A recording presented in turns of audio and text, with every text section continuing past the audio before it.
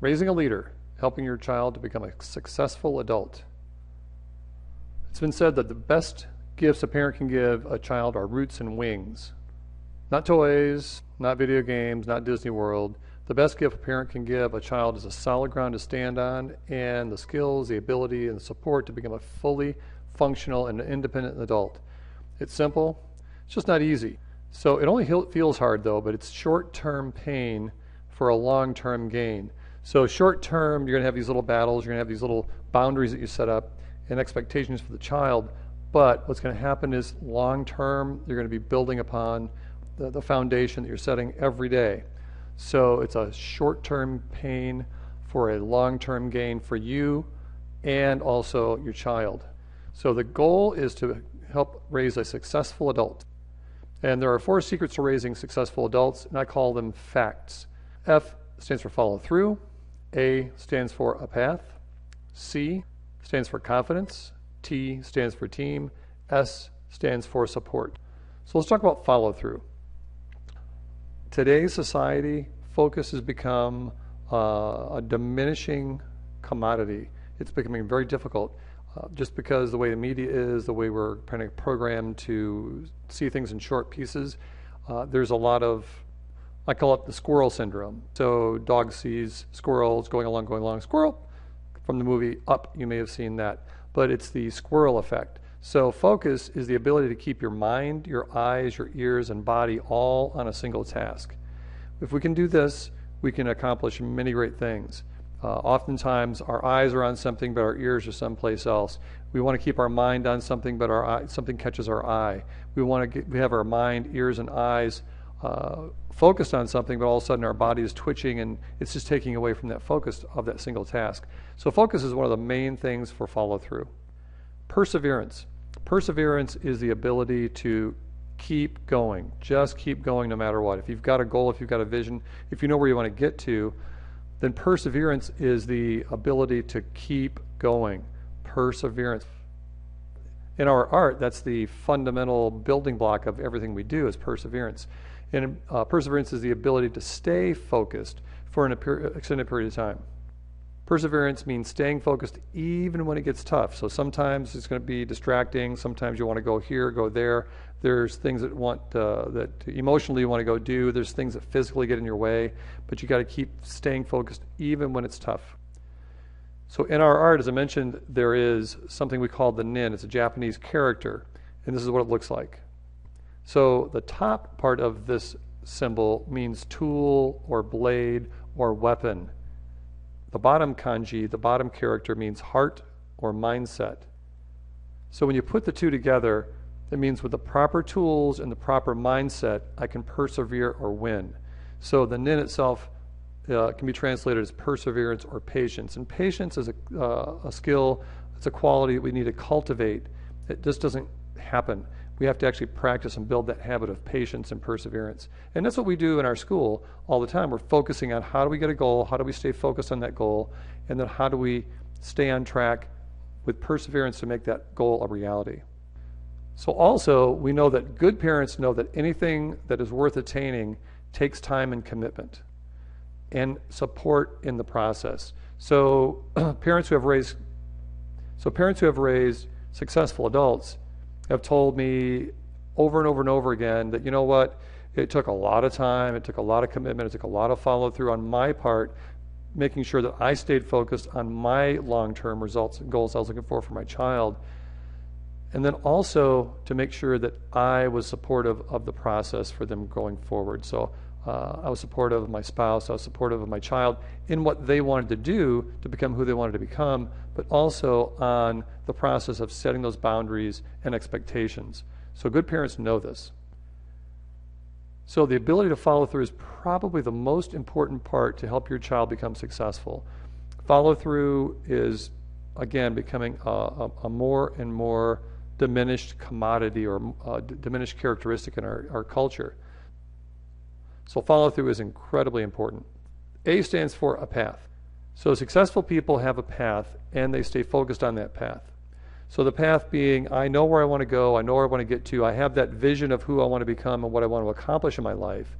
And once I have that, I can reverse engineering that. Say, if this is who I want to be, if this is who I want to become, I can now say, okay, what does it take to get there? What characteristics does a successful person in that position have? What does a successful person do in order to make these things happen in their life? So successful people have a path and they stay focused on it. But it all begins with a vision. That vision is, who do I want to be? What do I want to become? What kind of life do I want to have? And what kind of person do I want to be in this future vision of myself? Success is an awesome thing, but it is not a good descriptor of how you want your life to be. It has to have measurable characteristics and qualities. So a vision must have goals. So goals are measurable, they're attainable, so that you know when you've actually met the goal, because hey, there's the goal line. No one have passed that goal line. So goals are critical. And in our school, we have black belt and second and third and fourth and fifth degree black belt. Those are goals, but those are long-term goals. We need shorter term goals in between. So if I'm working toward graduating college and I'm in third grade, that is just unbelievably hard to comprehend. But if I'm in third grade, I know the long-term vision is to successfully get out of college and have a happy family. It makes it easier to say, okay, now I know that I need to be diligent today to get my homework done this week. I need to be diligent this week to get my grade for the next test this month, and so on. So now we build shorter term goals in. In our school, we have 14 different belts before black belt. So every 3 months, we're shooting for a new goal. So goals are really critically important, long-term and short-term goals. To achieve goals, your child needs decision-making skills and tools. And there are a lot of methodologies, theories, and tools and techniques out there for decision-making to build those skills and to have a framework to make those choices. But that, again, is what we do here. We create a situation where you have to make a decision, A or B, A or B. So once I've made the decision A or B, now it's a decision C or D. Once I've made a prior decision, I need to know what the next decision is. So it moves me toward that goal. So it all creates a process. And decision-making skills and tools are critical for any successful person to understand. Not taught in public schools, not taught in colleges so much. So where do you find those? You got to find something for your child to be involved with that's going to help them make those choices. And the parents have to have those models working in the home too.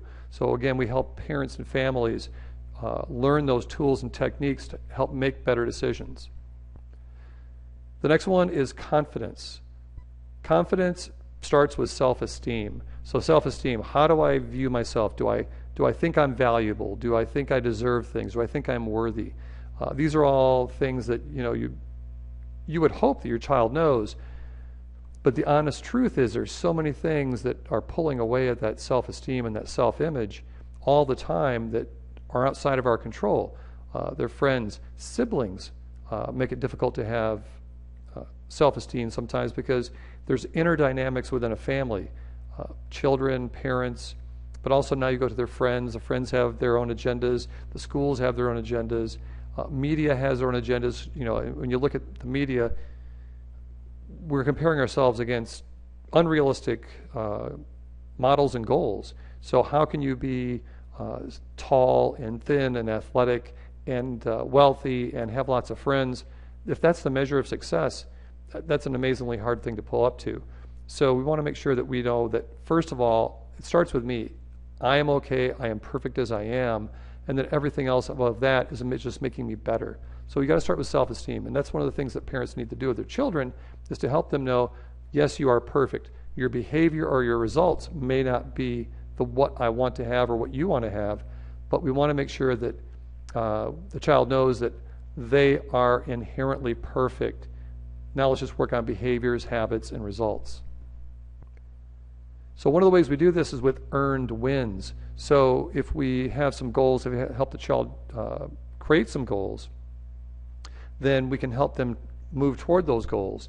And now we don't do it for them, but we let them do it. We give them the tools, support, and framework for what success looks like, and let them earn those wins. So did you learn to read? Did you learn to do your math? Did you learn to communicate well with your siblings, with your friends, with your teachers? Did you learn to set that goal and achieve that goal in a certain way? So they need to have earned wins. A lot of times, parents don't want to allow the child to fail, so they jump in and make them successful. It's okay to have some things that aren't easy wins. It's actually the wins that we have to work for that make us learn the most and build the highest self-esteem. So just know that failure is part of the process. And failure is an interesting word. You don't fail as long as you keep getting up and going back for the goal. Just keep getting back up. Once I fall down, I keep going back. I fall 7 times, I get up 8 is the concept. So, but knowing that it's not going to be easy, it's not going to work the first, second, or third, or fourth time, that is a very empowering thing to do, because now we don't get defeated easily. So we know that failure is part of the process. We know that there's downs as well as ups.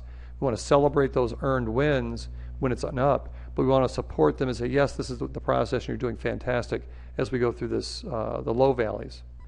The next one is team. It's important for someone, a successful adult, to know how to have relationships, productive relationships, compassionate relationships, and mutually beneficial relationships. So one of the things we do at our school is we have a leadership training program where we actually teach those tools, those skills, the decision making, the conflict resolution, all those different things, the goal setting. So how do you do that, and how do you take your vision, which we talked about vision is a really critical part of what you do, how do you have and create a vision, and then how do you make it so crystal clear that it inspires you, and when you share it with others, it inspires them. So now you're influencing others to go in the direction you want them to go in. Also, the communication and conflict resolution skills. If you're in conflict with somebody and you remain in conflict, there's really not much going forward. But if you can learn how to communicate and go through conflict resolution effectively, now you're going to say, okay, hey, I understand that this is the way you see it. Let me help you understand the way I see it, and how can we come to this together so we can both go forward. Now you're creating synergy. Now you're letting the person know that they're valuable too. You're raising their self-esteem, and you're allowing them to be influenced to be part of your team. So you need to communicate with different personality types. In my work as an organizational consultant, worked for a decade with Fortune 500 companies, with the executives, administrators, and all those types of folks. One of the things that I created for them, it's called the Elements Personality Profile. So people are earthy or windy or fiery or watery. Earthy are very clearly, it's about me, and it's very black or white. So the opposite of that is somebody who's windy, and those folks are open, and it's about other people, and they're very inclusive, but it's also about flexibility. So you need to be able to talk to different people in a language that they understand inside their own heads, and knowing different personality types and how to talk to them is incredibly powerful. We talked before, teams need to understand how to deal with conflict. Conflict is not a bad thing. Conflict is a good and powerful thing. It is how most people get wrapped up and ground down in the conflict that really is the problem. But without conflict, we'll have no exposure to new ideas or new ways of thinking or new ways of doing things.